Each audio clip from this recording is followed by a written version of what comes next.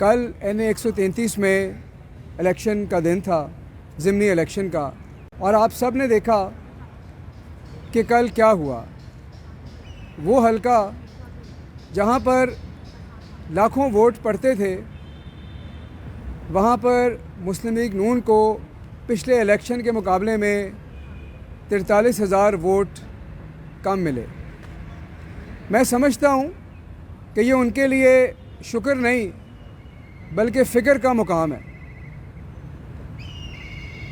कल इलेक्शन के बाद मुस्लिम लीग नून के वोटर ढोल बाजे बजा रहे थे, मिठाइयाँ बांट रहे थे, और मैं उनको देख के हैरान हो रहा था कि इस वक्त तो उनको अपने गिरेबान में झांकना चाहिए।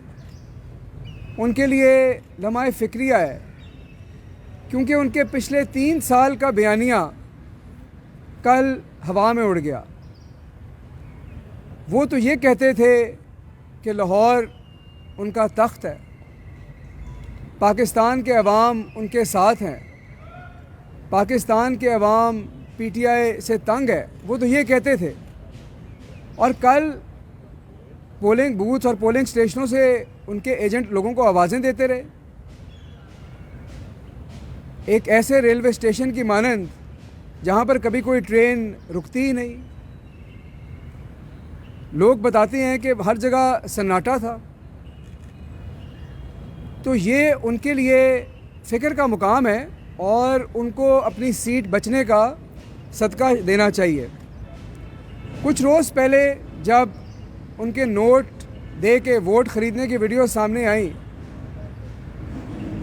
तो उन लोगों ने बढ़ बढ़ के ये सवाल किया कि हमें ऐसा करने की क्या ज़रूरत थी। कल ये बात सबके सामने आ गई कि उनको किस चीज़ की फ़िक्र थी, वो क्यों नोट दे दे के लोगों के वोट ख़रीदने की कोशिश कर रहे थे।